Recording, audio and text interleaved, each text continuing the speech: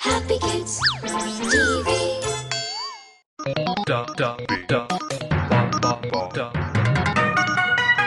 The Holy Tales. Hello, my name is Tubby. I live here in this wonderful library and I love to eat books. I live here with my friends Gumbo and Freckles. Gumbo, Freckles, come out, wherever you are.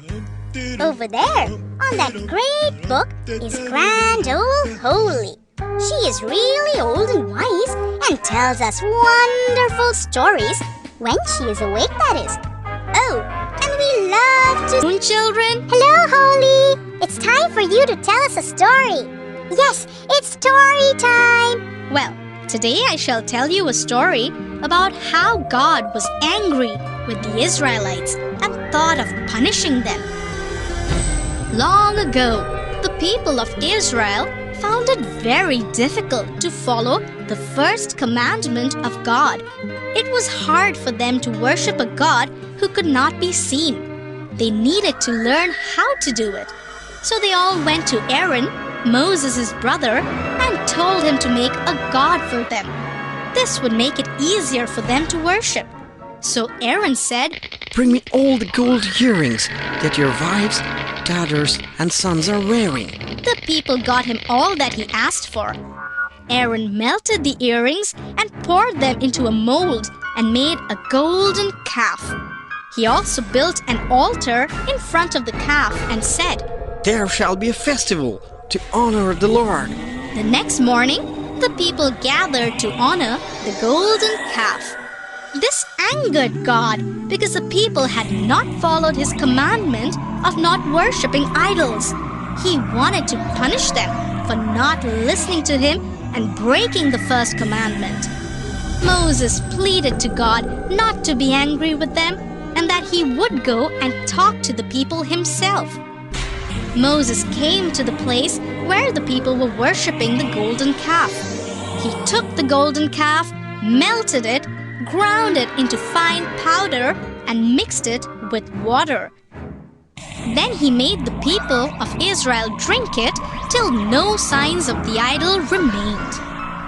Now you know, children, that you should listen to what God tells you and try not to disobey him. Yes, we know, and we all love God. So today's question is, what did Aaron make out of the gold earrings? He made a golden calf for the people to worship. Very good, Freckles. All right then. Should we begin with the story? Well, today's story is called The Jonah and the Whale. Long time ago, there lived a man called Jonah. Jonah was a prophet who lived in Israel. One day, God appeared to Jonah. "Jonah, I want you to go to the city of Nineveh and warn the people there. Tell them that I am going to destroy all of them and their city if they do not stop disobeying me." Jonah was not very happy with the job God asked him to do. Nineveh was a city full of bad people, and Jonah knew that. He was very scared to go there. So instead of going to Nineveh, he decided to go the other way, which would take him far away from Nineveh.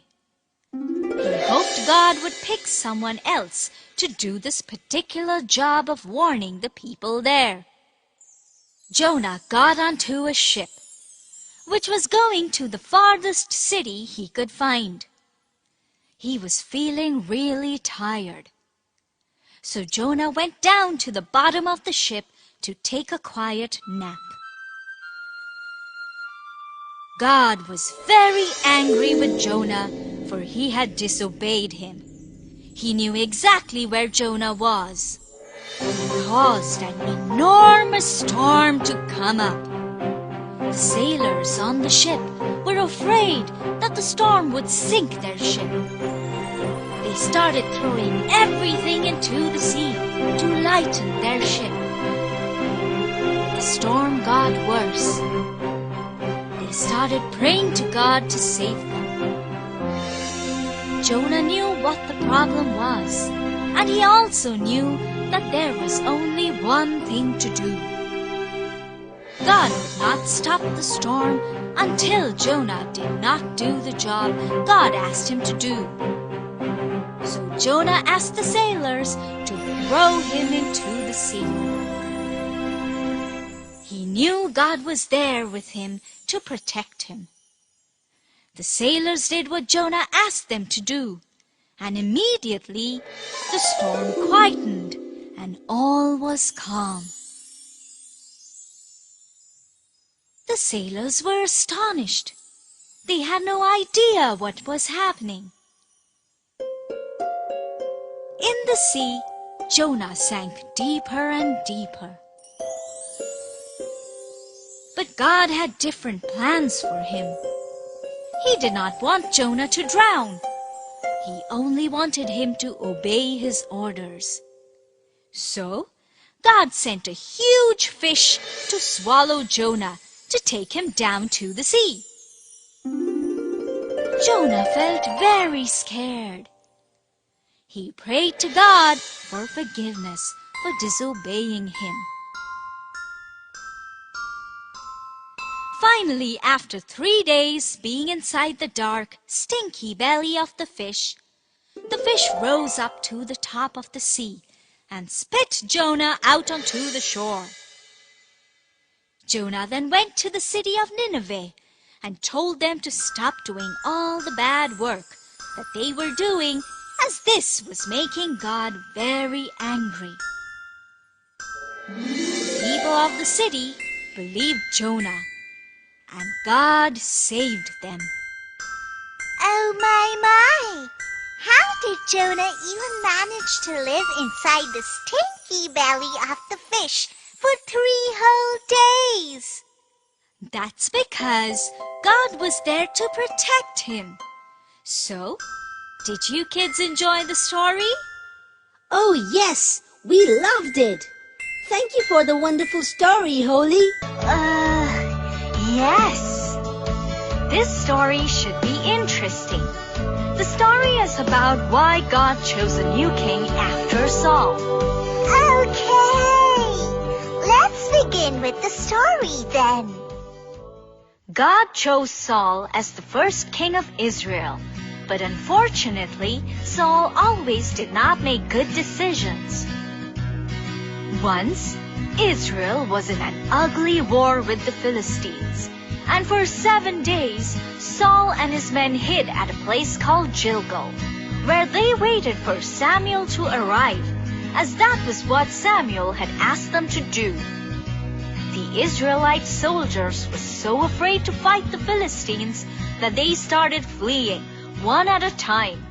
So Saul decided to take matters in his own hand and offered a burnt sacrifice to God.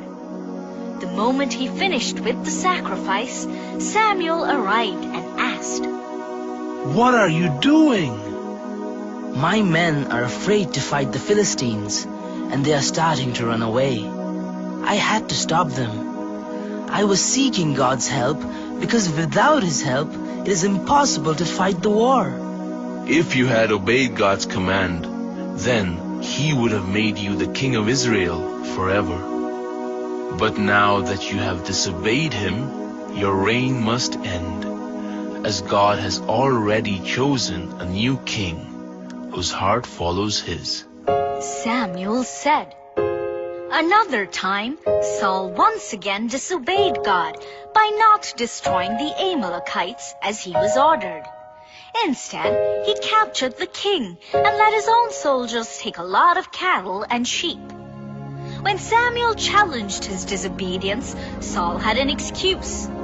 "Yes, I have brought back the king, but the rest of the nation is all wiped out. We brought back the best of sheep and cattle to use them to make our sacrifices to God. He wants our sacrifices." Yes, He wants our sacrifices, but He wants obedience more, and you have disobeyed Him. It is obedience that pleases God. Samuel said firmly.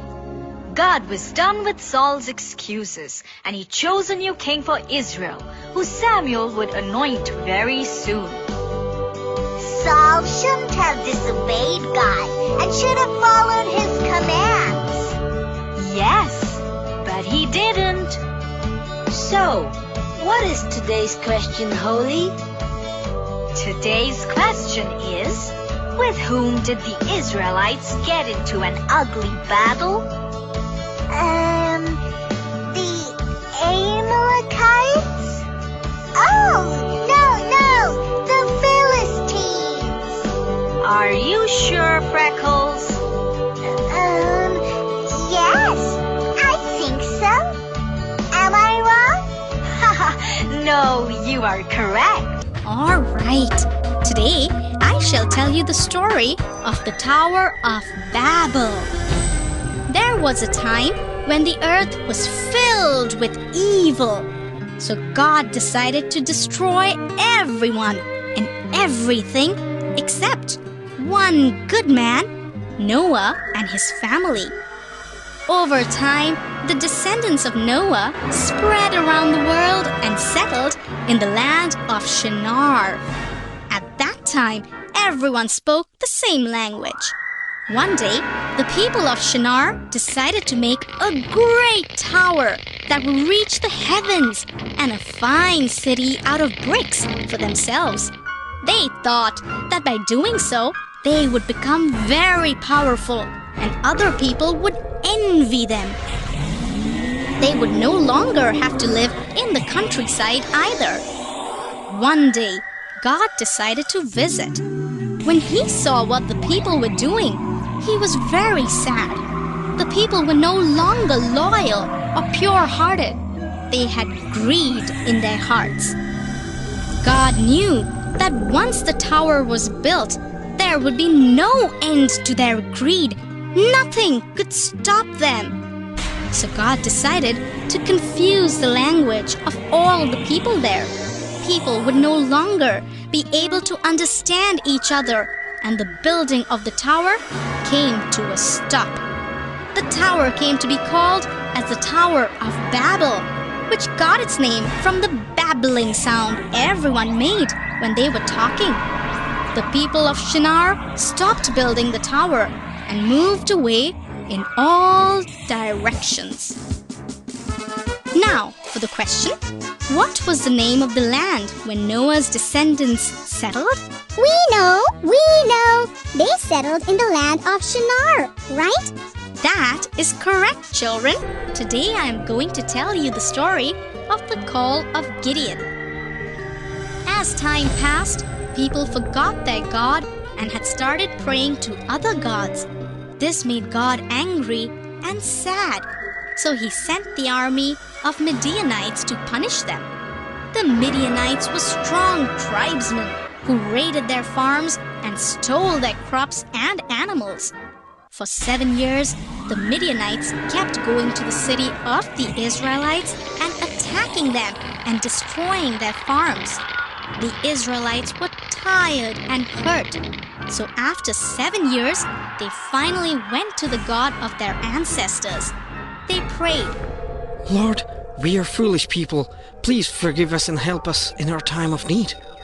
God relented and visited Gideon, a poor farmer's son. God said, Gideon, you are to drive the army of Midianites out of the city. But first, you must destroy every place of worship of other gods. If you do that, I promise you will win. Gideon promised to drive out the Midianites. He had a small army of only 300 people. He was scared that the soldiers would not be enough to defeat the strong Midianites. Gideon knew that God was on their side, and also he was clever. He thought of attacking the Midianites' camp at night. He gave each of his soldiers a trumpet and a torch hidden in a jug. As night set, the army of Gideon got ready to attack. On his signal, the soldiers broke the jugs and blew the trumpets. All the noise and the lights gave an impression that a very big army was attacking. The Midianites got scared and ran away and never came back. So, are you ready for the question? Yes, we are. Who did God choose to drive out the Midianites? I know this answer. God chose Gideon. That is right. Very good. Details. To watch more videos, please subscribe. Plants and trees. On the fourth day, God created the sun to shine in the day, the moon and stars to come out at night. One day, Moses went to Mount Horeb with his sheep. There, God appeared to him as a flame of fire in a bush. Since there was no room anywhere else, they decided to spend the night in a stable. Here, Mary had her baby, Jesus. She wrapped him in a blanket and put him to sleep. He's got the whole